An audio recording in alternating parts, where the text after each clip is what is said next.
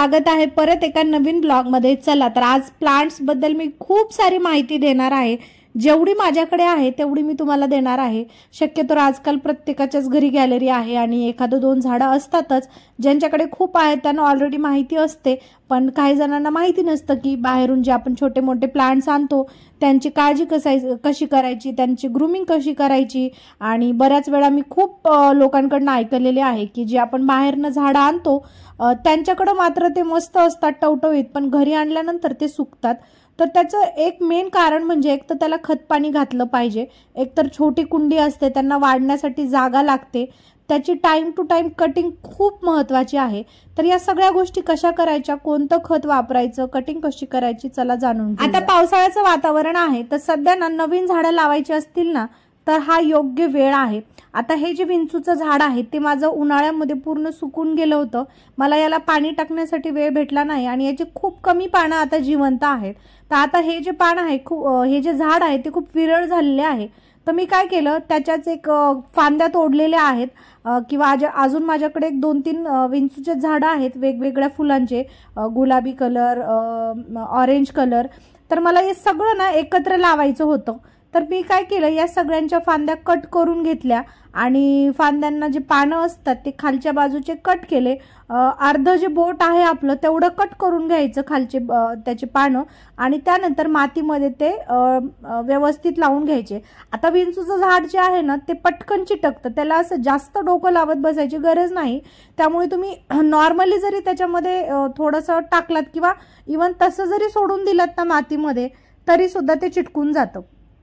तर इथे मी काय करते, गवत वगैरे काढते, काही थोडाफार गवत वाढलेला असतो तर नेहमी मी काढतच असते। तर हे जे विंचूचं झाड आहे याची थोड्याशा फांद्या मी कट करून घेतल्या आणि जे झाड विरळ झालेले आहे त्याच्यामध्ये छोट्या छोट्या फांद्या मी लावून दिलेल्या आहेत। सुरुवातीला तर मी कटिंग करून घेतली कारण ते इतकं झाड खराब झालं होतं ना, त्याच्यामध्ये काहीच उरलं नव्हतं। तर जे चांगले चांगले टवटवीत पानं आहेत ते मी कट केले आणि त्याच्यानंतर त्याच्यामध्ये लावून घेतले। इथे एका बाजूला इवाची डॅडी एक्स्ट्राचे झाडं काढून घेत आहेत। आता काही असे झाडं असतात ज्यांचे बिया वगैरे अशा वाऱ्याने उडतात आणि दुसऱ्या प्लांट्समध्ये जातात। आता हे जे लांब लांब पानं दिसत आहेत ना हे आहेत रेन लिलीचे। तर रेन लिलीचे जे झाड आहे ना त्याच्या ज्या बिया असतात त्याला फुल झाल्यानंतर तिथे एक बी येते, तर त्या बिया इतक्या वजनाला हलक्या असतात आणि त्या इतक्या उडतात। तर आमच्या प्रत्येक कुंडीमध्ये रेन लिलीचे झाडं आहेत, तर आम्ही ते सुद्धा कट करून टाकले कारण ते दुसरं जे झाड आहे, जे मेन झाड आहे, ज्याची कुंडी आहे त्याला ते वाढू देत नाहीत। आता चला बोलूया खताबद्दल। खताचे वेगवेगळे प्रकार असतात। हे आहे काऊ डंग, म्हणजे गाईचं खत आहे, गाईच्या शेणापासून बनलेलं। तर हे 120 रुपयाला पॅकेट भेटलेले आहे। 120 रुपये म्हणजे काहीच किंमत नाही, तुमचे झाडं खूप छान बहरतील। तर सुरुवातीला तर तुम्हाला कटिंग करून घ्यायची आहे झाडांची, जेणेकरून तुम्हाला ना एकदम फुल भरलेली कुंडी असेल ना तर तुम्हाला हे खत ॲड करता येणार नाही। तर आम्ही जे काही असे झाडं होते जे ऑलरेडी कट केलेले होते त्याच्यामध्ये आम्ही सुरुवातीला टाकलं, एका पातेल्यामध्ये ते टाकून घेतलं आणि त्याच्यानंतर एक आमच्याकडे स्पून टाईप आहे जे आम्ही झाडाची माती वगैरे उकरण्यासाठी आणलेला आहे। तर या सगळ्यांची लिंक काय मी तुम्हाला देऊ शकत नाही कारण हे खत आणि हे जे इन्स्ट्रुमेंट आहेत, ॲसेसरीज आहेत, गार्डन ॲसेसरीज म्हणतात, तर ह्या मीशोवर अवेलेबल आहेत, पण आम्ही मीशोवरून घेतलेल्या नाहीत त्यामुळे लिंक मात्र अवेलेबल नाही।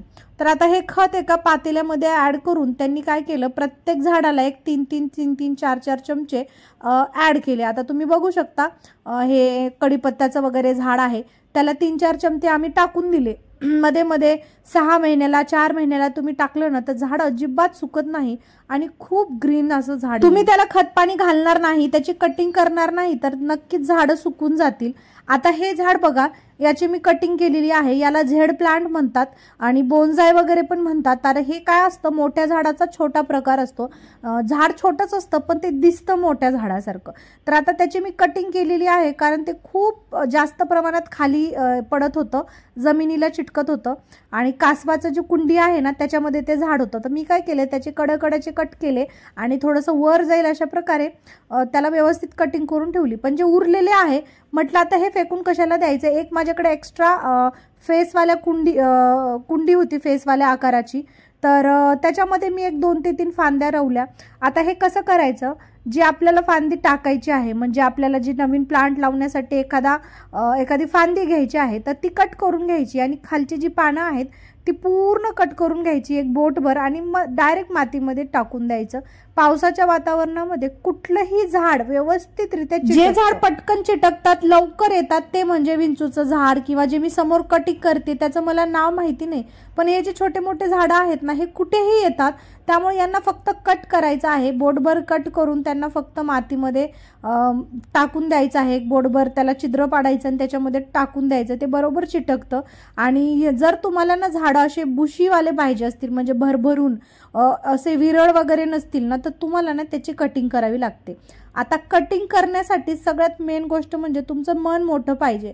आता इथे माझं मन अजिबात मोठं नाही, पण आता व्हिडिओमध्ये दाखवण्यासाठी मी करते.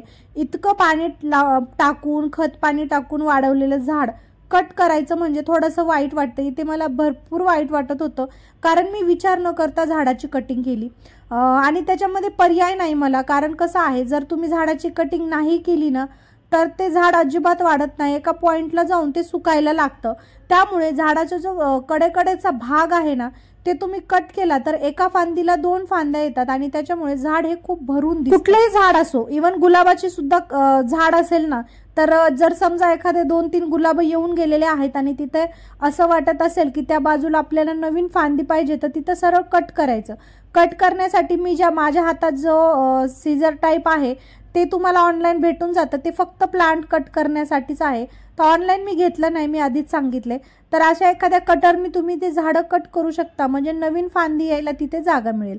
आणि झाडामध्ये जे एक्स्ट्राची पानं आलेली असतात, झाडं रोपं आलेली असतात, तर ती लगेचच काढून टाकायची, कारण त्याच्यामुळे ते झाड वाढत नाही आणि झाडाचं जे सगळं खतपाणी आहे ते दुसरी झाडं घेतात. आणि पावसाळ्यात तर नेमकं असंच होतं, खूप जास्त गवत उठलेला असतो.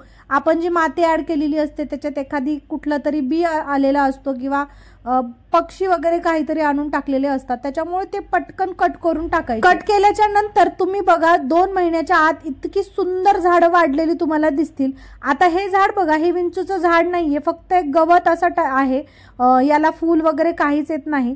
आणि त्याच्यामध्ये जे रेन लिलीचे आहेत ते झाडं जास्त दिसत आहेत, तर मी रेन लिलीचे सगळेच कट करून टाकले. आणि ते जे खालचं ग्रीन ग्रास टाईप झाड आहे त्याच्या खालची जी बाजू आहे जी सुकत आलेली आहे किंवा मग येल्लोइश कलरची आहे ते सगळी कट करून टाकली.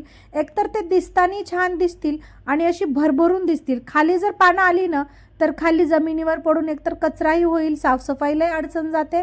त्यामुळे पूर्ण झाडं व्यवस्थित एकदा 2 ते 3 महिन्यातून एकदा ना कट केलीच पाहिजे. बरं, कट असं उन्हाळ्यामध्ये वगैरे नका करू, कारण कसं असतं उन्हाळ्यात जर तुम्ही झाडं कटिंगला काढली ना तर वाढण्याचे चान्सेस कमी असतात. एक तर उन्हामुळे ते सुकून गेलेले असतात, त्याच्यात जर तुम्ही कटिंग केली ना तर ते पटकन सुकण्याचे चान्सेस आहेत. सो ही कटिंगची जी प्रोसेस आहे शक्यतोवर पावसाळ्याच्या सुरुवातीला जर केली ना तर पूर्ण पावसाळ्यात त्याला पाणी भेटतं पावसाचं आणि पावसाच्या पाण्यामुळे खूप छान अशी झाडं योग्य टाइमला योग्य प्रोसेस केली ना तर झाडं खूप छान बहरतात. आता हे नेक्स्ट झाड बघूया. तर हे बदकाच्या अशा कुंडीमध्ये लावलेले आहे. त्याच्या कुंडीची हाईट खूप कमी आहे, त्यामुळे खालची जी वाढलेली आणि खाली पडलेली जे झाड आहे ते मी पूर्ण कट करून घेतलं, पण माझ्याकडनं चुकून जास्त कट झालं.